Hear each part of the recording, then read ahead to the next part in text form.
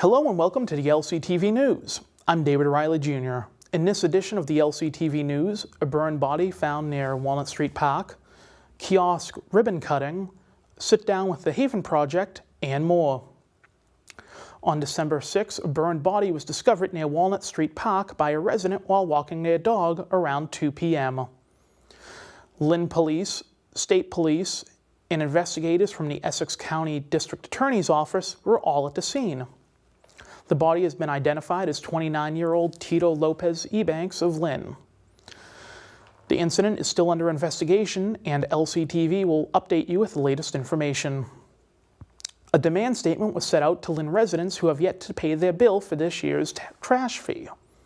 Mayor McGee, in a statement, said that the demand fees on unpaid taxes are set by Massachusetts state statute and capped at $30 per demand. Due to limitations of the general billing system, the interest and unit counts were not stated properly, which led to some confusion. The dollar amounts that were due on the demand statements were correct. The city is waiving the demand fees for the first year due to the confusion and will offer a 60-day grace period that will end on January 29th. The total of $90 for both bills will be due at that time. Any questions can be directed to the assessors and collectors' offices. On December 10th, a delegation of around 30 residents of the 6th Congressional District, including Lynn residents, delivered a petition to Congressman Seth Moulton's office calling on him to support the creation of a select committee for a Green New Deal. In a statement via Twitter, Moulton stated his support for the Select Committee on a Green New Deal because of his commitment to fighting for a stronger, more resilient planet for future generations. Moulton joins Ayanna Pressley and Lori Traham in supporting the Select Committee proposal. In a statement via Twitter, Moulton stated his support for the Select Committee on a Green New Deal because of his commitment to fighting for a stronger, more resilient planet for future generations. Moulton joins Ayanna Pressley and Lori Traham in supporting the Select Committee proposal. Representatives Catherine Clark, Joe Kennedy, and Jim McGovern, as well as Senator Ed Markey, are also on board. Earlier this month, Lynn Public Schools Superintendent Dr. Patrick Tutwiler announced that Eva O'Malley will be the new Executive Director of Curriculum and Instruction. Ms. O'Malley replaces Deborah Guerrio, who was appointed Deputy Superintendent on October 1st. As part of her new position, O'Malley's duties include the identification and implementation of curriculum, the related instructional practices, and professional development district-wide. Lynn Public Schools have also announced the election of 2 school nurses, this according to school committee member Michael Satterwhite. Additionally, the public schools announced the approval of the Community Eligibility Provision Program, which aims to ensure that no child goes hungry. The approval of the programs ensures that all students get free lunch. 81% of students receive free breakfast or lunch in the month of October through this program. On Monday, December 10th, a 19-year-old Lynn man was shot in the neck and robbed on Wilson Street while sitting in his car. The victim, who has yet to be identified, was taken to Massachusetts General Hospital with life-threatening injuries. As of Tuesday night, police said he is expected to survive. A wallet and cell phone were taken during the robbery. No suspects have been identified, no arrests have been made, and the incident remains under investigation by Lynn Police.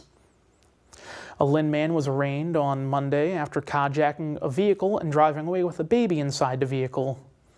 Jonathan Layton was arrested Friday and charged with carjacking, assault and battery with a dangerous weapon, receiving a stolen motor vehicle, failure to stop for police, and leaving the scene of property damage. The 1-year-old that was in the vehicle during the carjacking was not harmed, according to Lynn Police Lieutenant Dave Brown. Last week, Pride Hyundai on the Lynnway received a bomb threat. The threat was determined to not be credible, according to Lynn Police. The threat comes after a wave of businesses in the greater Boston area and across the country received bomb threats demanding a Bitcoin payment. 14 Massachusetts communities received a similar threat. Schools, private businesses, government facilities, and private residences were among those to receive a threat. Lynn DPW teamed up with Steve's Greenhouse on Broadway for the fundraising for the Lynn Special Needs Camp. Here is Alice Becerra with more. The holiday season has arrived and one Lynn resident is giving back to his community through Christmas trees. Salvi Miliacho, owner of Salvi Florist and Greenhouse, will match $10 for every tree he sells this holiday season. It's a great city. It's been good to us. It's always responded to our hard work, and anything that we can do to help, we always try to do it. Salvi will also give customers the option of donating to 2 different organizations with a $5 donation to each. 250 trees. So potentially we will be donating, if we sell them all, and we're looking forward to doing that, will be a $2,500 donation to these different organizations throughout the city. Salvi, alongside his wife and 2 sons, say they take pride in being a family-owned and operated business that gives back to their community. The proceeds from all sales this season will go to one of 8 organizations Salvi has partnered up with. Salvi says this is a tradition he started a long time ago, and he hopes to continue it for many years to come. For Lynn TV, I'm Alice Becerra. On December 7th, the wayfinding kiosk ribbon cutting took place on the intersection of Union and Broad Street, and LCTV was on the scene. Essex Heritage got very involved about more than a decade ago looking at the coast line of North Shore, and we really have a beautiful coastline, but not everybody, particularly visitors, know how to access it. So we got very interested in doing a scenic byway, which is a way to link the roads from starting in Lynn all the way up to Salisbury. It's a 90-mile route. And it's been designated a state scenic byway. And the purpose of the kiosk is to really bring attention to this really beautiful route. Again, starting here in Lynn with the wonderful views that you have of the ocean here, and then going all the way up to Salisbury. It's a route that has, it's not only very pretty to drive along, but it's also a beautiful area to bike. And there's a number of very historic resources and historic towns all along the shore, and also some wonderful places to hike and some beautiful natural areas. But welcome. We're so pleased to be here today, and we're so pleased to have this installed. I was explaining to the mayor, people in Lynn have been incredibly helpful. So this is one of 9 kiosks along the scenic byway. Well, Annie, I want to thank you. We've worked over the years together, and it's exciting to have this beginning of the Essex Coastal Byway, and right here in Lynn. And I want to thank Megan and Drew and Carol and so many others that have a vision of what's happening here in Lynn, and we know we're the gateway to the North Shore, and really we know how connected we are to the region. So this is really exciting, and it's beautiful. And I want to thank Dan on behalf of the delegation for being here.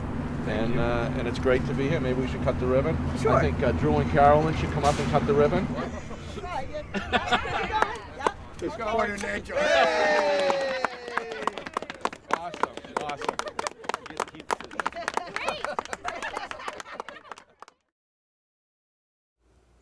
The annual Christmas tree lighting on the Lynn Common occurred early this month, and LCTV was on the scene.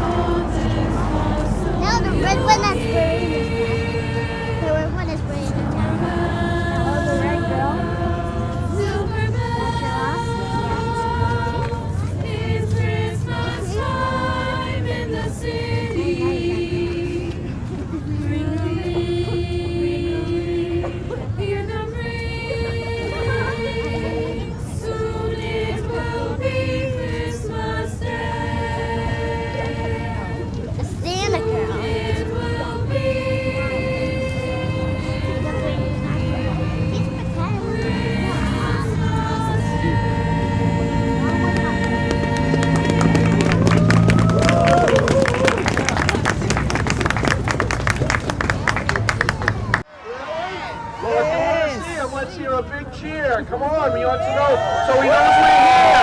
Let's hear it, right?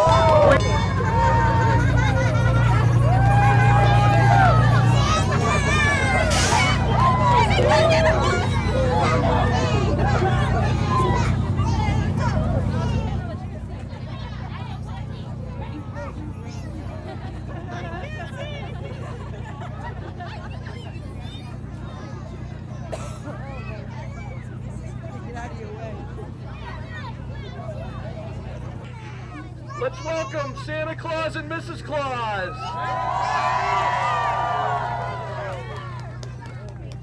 They're going to help us, and all of you are going to help us count down to light the tree. You all ready? You ready? We're going to start at 10. 10, 9, 8, 7, 6, 5, 4, 3, 2, 1.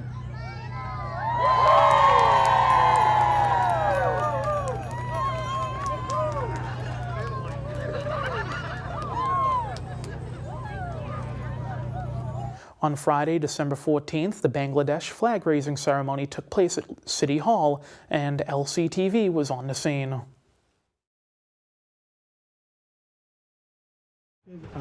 The flag going to be raised on halfway because our ex-president George W. Bush, he passed away. Whole nation is on behalf of him. You see all the flags is halfway. We cannot go more than halfway because of his respect. All right.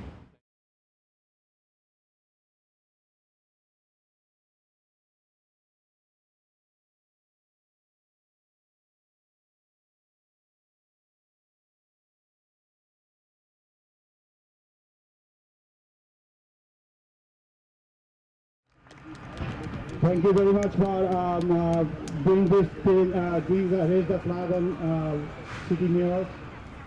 And thank you for coming, all of our community activists and brother to join this ceremony. And we'll see you inshallah next year again. We'll be more organized because we did not have enough time to do this year. We'll see you next year inshallah with the more enough time. Now for a sports update. The Lynn English boys basketball team are off to a 3-0 start after their 77-44 victory over Somerville Monday night at Paul Cavanaugh Fieldhouse. Jonell Guzman led the Bulldogs with 31 points, his second straight 30-point game. The Bulldogs opened the season with a 67-44 victory over Charleston and followed it up with a 99-44 victory over Malden. The Bulldogs take on Winthrop Thursday night. The Lady Bulldogs are 2-0 after their 35-24 victory over Somerville Monday night. Michaela Johnson led the Lady Bulldogs with 10 points. The Lady Bulldogs defeated Malden Friday night in their season opener and look to remain undefeated as they take on Winthrop Thursday night. St. Mary's boys basketball remain undefeated after their 66-49 victory over Arlington Catholic Monday night. The Spartans were led by Jalen Echeverria, who scored 31 points. The Spartans are traveling to Florida for a pair of games this week. The Lynn Jets played to a tie with Somerville after squandering a 7-4 lead. The Jets allowed Somerville to score 3 times in the final 6 minutes of the game. Brian Clary scored 4 goals for the Jets. St. Mary's boys hockey team are 2-0 after a 3-1 victory over Winchester on Saturday. The Spartans saw 3 players each score a goal in this contest. Goalie Joe Pertel had 16 saves for the night. The Lady Spartans hockey team are also 2-0 after a 10-0 victory over Central Catholic. The Spartans jumped out to a 3-0 lead and never looked back as they took a 5-0 lead after 2 periods.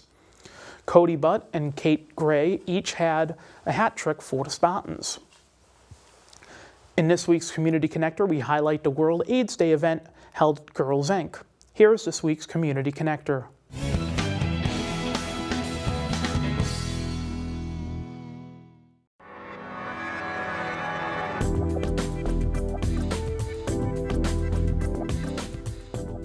Welcome to our World AIDS Day event. Here at Girls Inc., we provide a range of programs for the girls and the families we serve. We also serve as advocates for all girls. This event was an outreach program to get a lot of the local communities to like come together, know about the theme for this year for World AIDS Day, which is to know your status.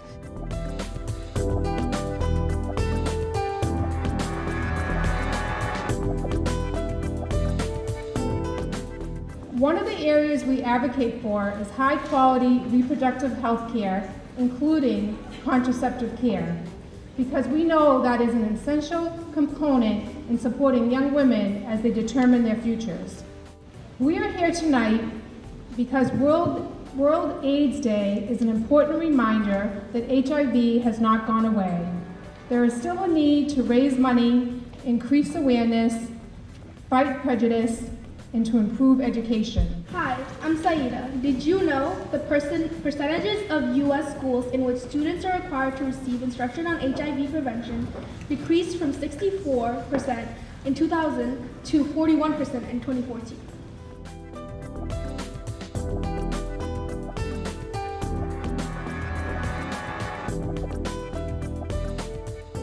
It's important to know about HIV/AIDS that even though it's not a death sentence anymore, it's important to know because people are still not being tested for HIV and AIDS. Hi, my name is Carolina, and were you guys aware that only 10% of high school students were tested for HIV?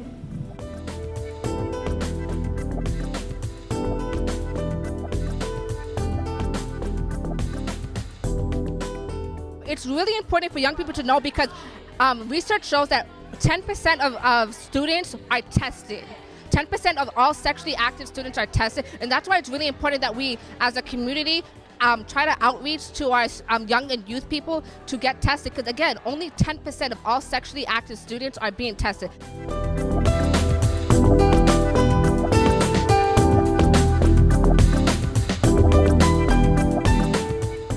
We are providing information for people to be tested. Our great Lynn Community Health Center and our great provider, Jacqueline, has came in to be a local provider and resource person to not only highlight where they can get testing and like how to get tested. She also came and provided us with condoms along with our condom bar that we had. On this week's Lynn Lowdown, host Mukala Kabongo sat down with members of the Haven Project. Here is this week's Lynn Lowdown.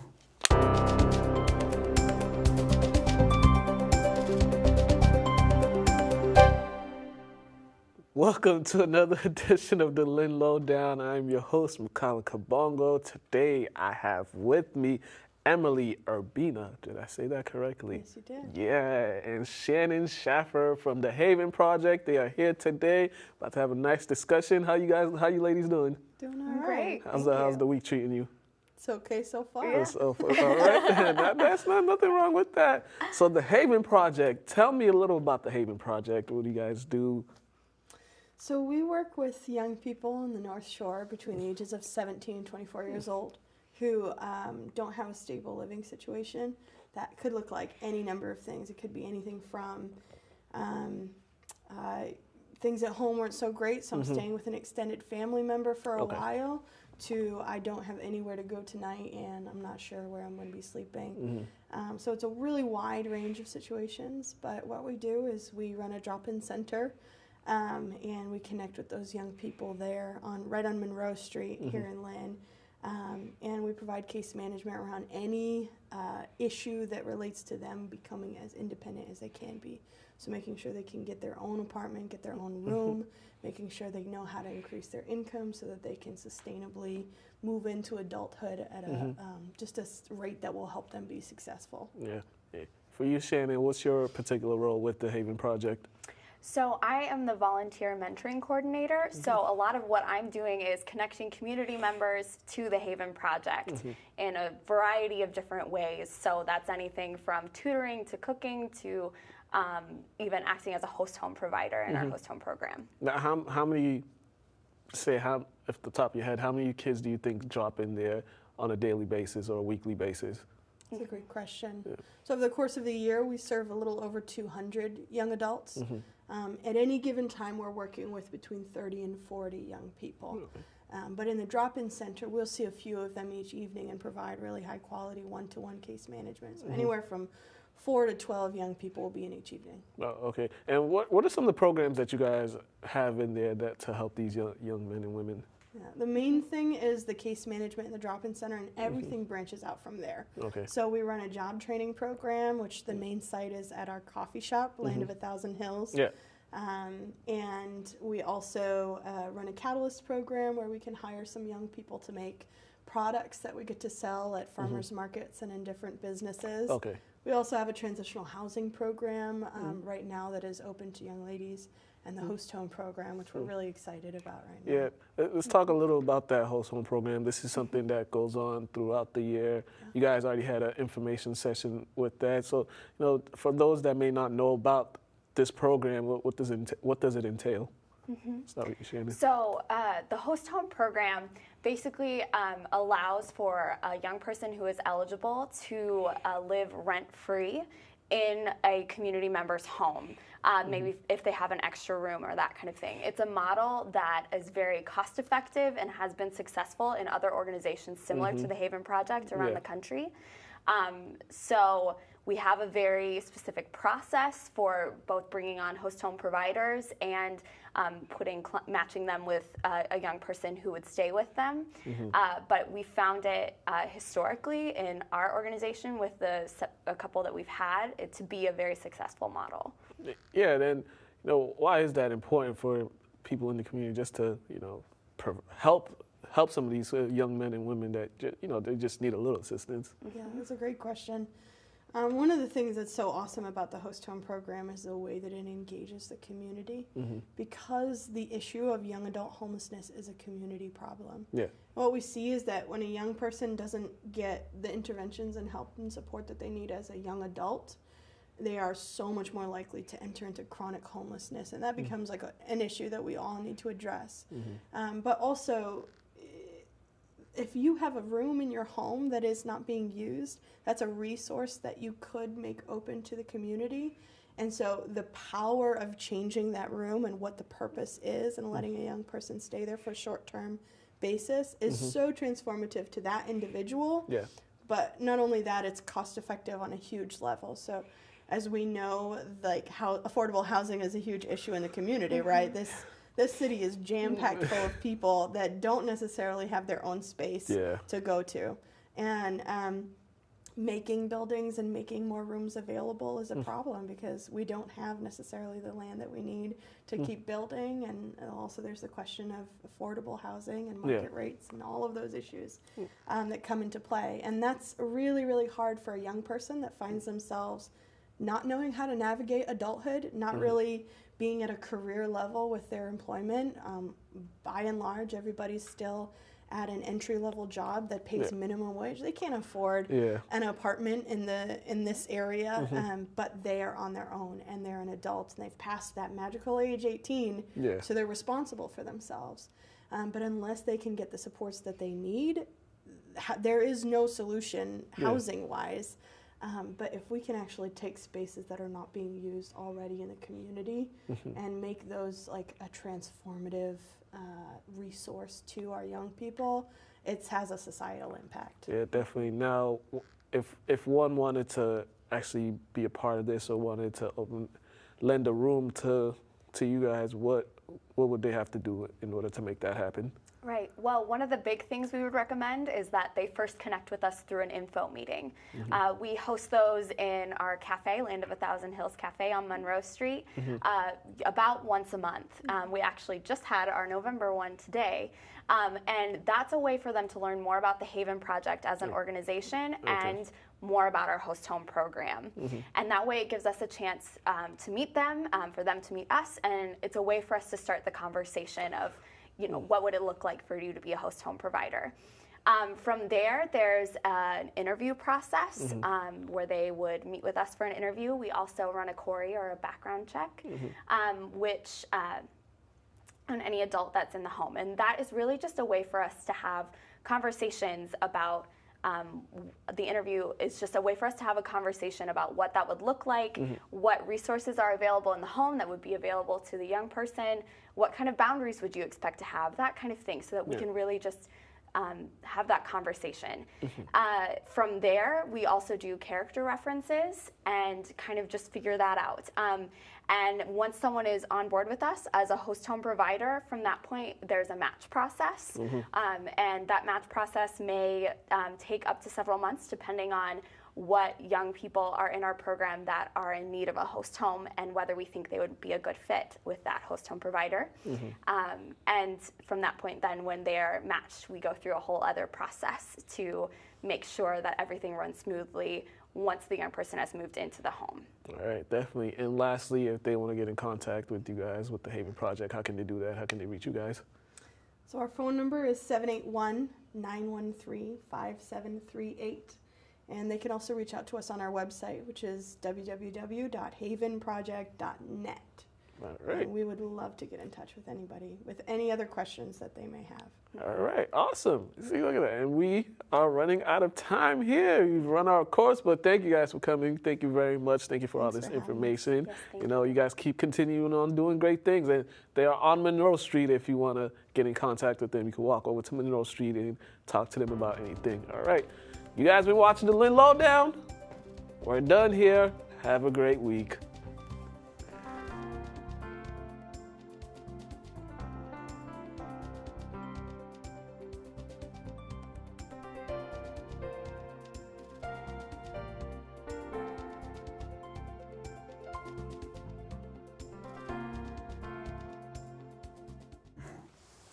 And now for some local events. Celebrity Bartender Night will be taking place at the Four Winds on Thursday, December 20th, beginning at 6 p.m. Hors d'oeuvres will be served at 7. Some of the bartenders will include Mayor Thomas McGee, Senator Brendan Crichton, and Councilor-at-Large Brian LaPierre. On Friday, December 21st, the New England Youth Tackle Football will be holding a holiday party at Franco-American Hall on Western Ave from 6 to 11 p.m. The price of admission is $5 for adults and free for children. On Saturday, December 29th, the Cultural Latina Dance Academy will be hosting a paint night from 5:30 to 9 p.m. at 25 Exchange Street. And lastly, LCTV's next Paramount film series will happen on Monday, January 14th and feature Batman Sub-Zero. The event is free. There'll be popcorn and other refreshments as well. Doors open at 6:30 and the movie begins at 7. Thank you for watching this edition of the LCTV News. I'm your host, David Riley Jr. Like us on Facebook, subscribe to our YouTube channel, and check out lyntv.org to find out all the great things happening here at Lynn Community Television. Have a great day and happy holidays.